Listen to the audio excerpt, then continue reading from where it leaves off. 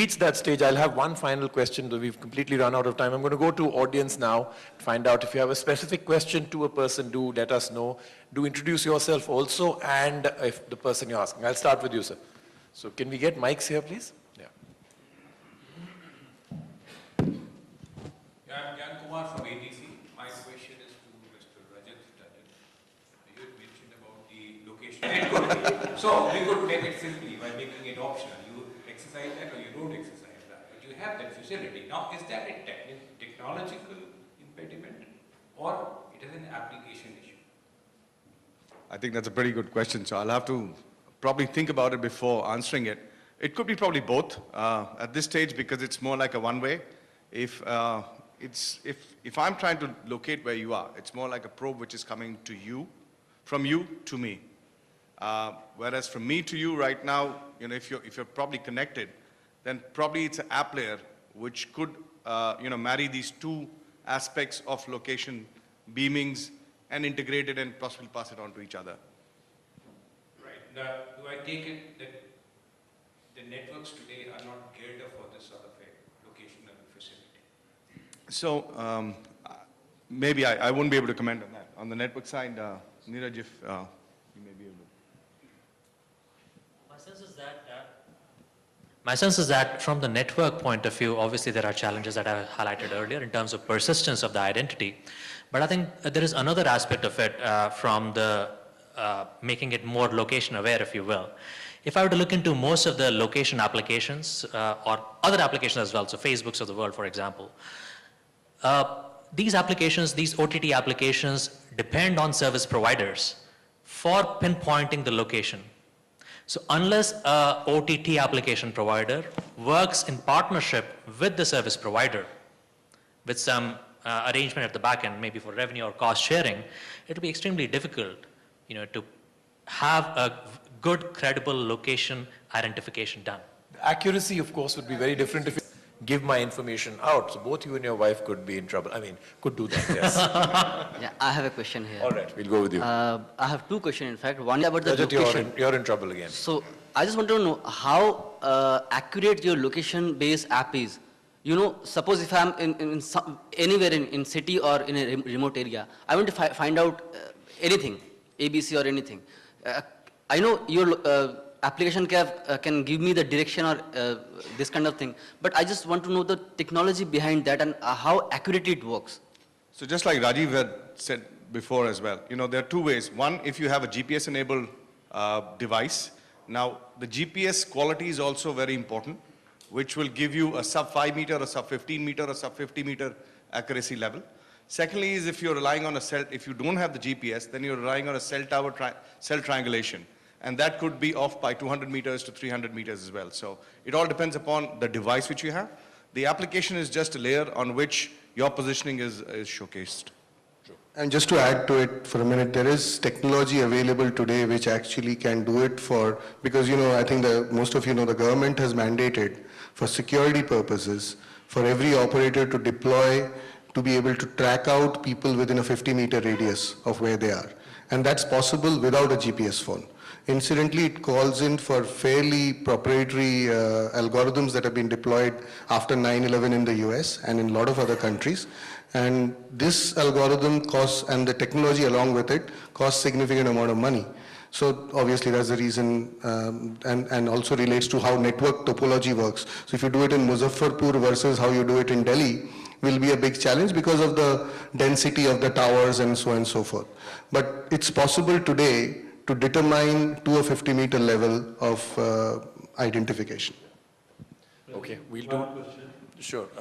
I'm going to. Single announcement around B2B. I think we did from both the gentlemen, Jagdish and Neeraj, but it was just, I think, something that was touched upon and moved. So a quick one-line example each. Well, I can only tell you that one of the biggest things is that we are individually probably more smartphone users than as business.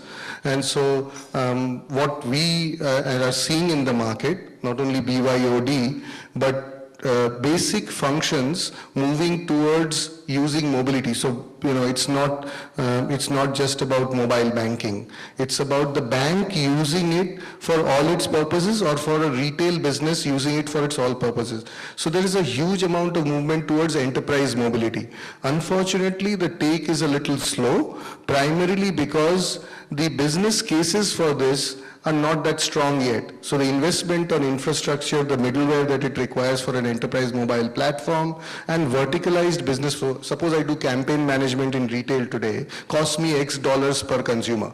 Okay, if I don't use mobility and I can turn it down by 30% lower than that, the application of it only becomes a fad. So what enterprise mobility has become today is converting the web application on an iPad, which is not really where enterprise mobility is. But today it's moving.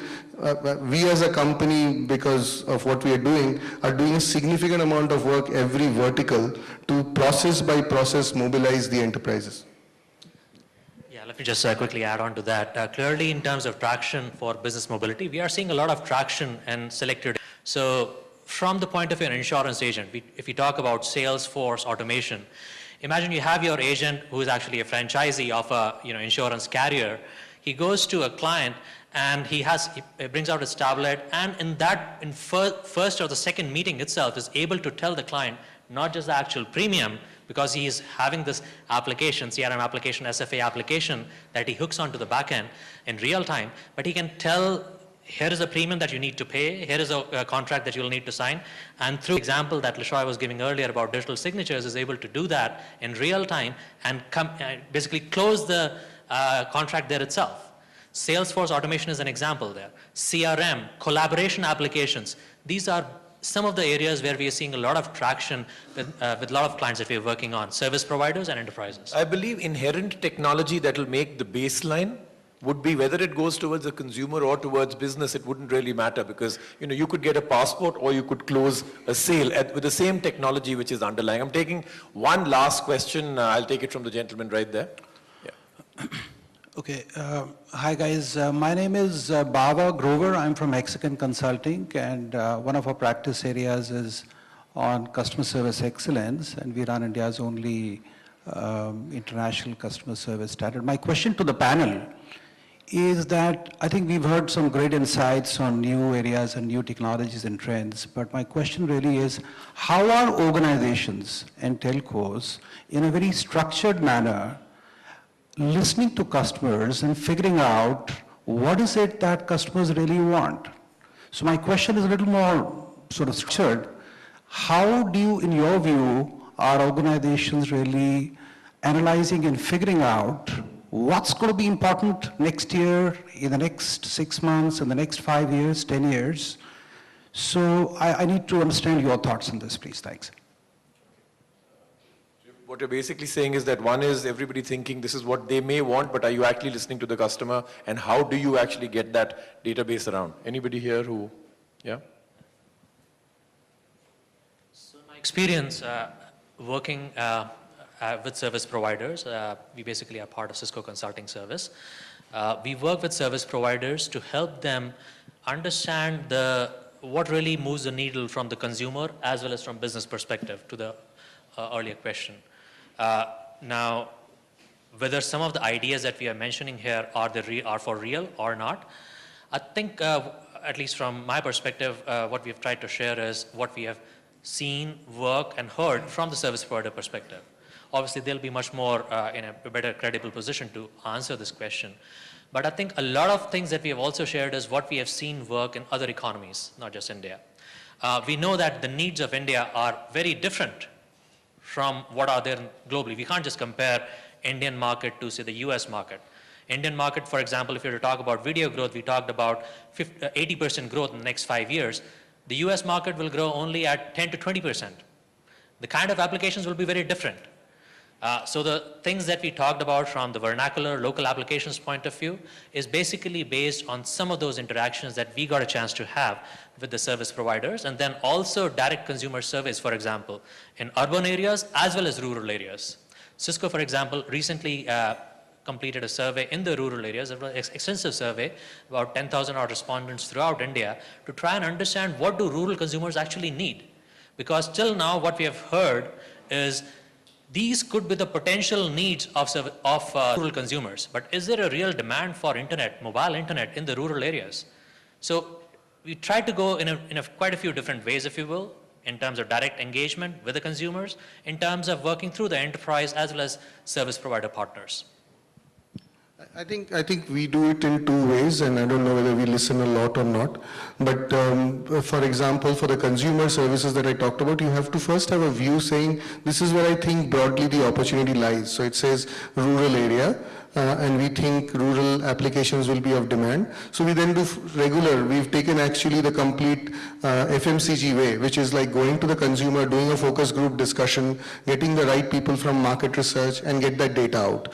The other way out is that, it's like the good Ford analogy, if you keep listening only and not coming up, they would have made faster horses, not cars. So the point, I think, is that we also have to take our technology innovation as technology companies which are working on cutting edge areas, go back to the consumers, or in this case, enterprises like we talked about. So we go back to a Citibank or to a local state bank and say, this is how you think you can take your branch out into the consumer. Here now and questions, but the panelists will hopefully all be available after this panel discussion is over, so do interact with them. I'm just going to conclude. The big advantage of being the moderator is that I always get the last word. So, it's exciting to see that the same way as I started by saying we this incredible phase in our life and time in this world where technology will grow and grow fantastically in the next few years.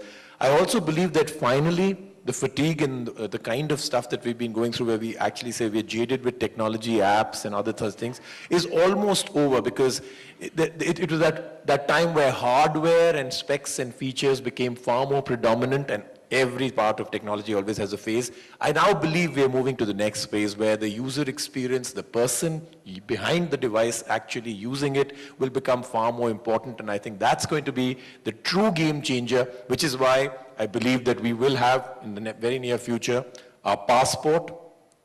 The person who's actually applying for the passport, his location will be available to them. A video may be taken off that, and we'll get daughters and wives to agree then at the same time about the songs being played on their car. So I think it's a great future, and I think we're going to be doing this maybe 2 years from now. If we all get together out here, we will look back on this discussion and say we almost predicted it. I think some part of the quest got done today. Thank you very much for being here, and like I said, the panelists will be available afterwards. Thank you. Thanks a lot. Thank you.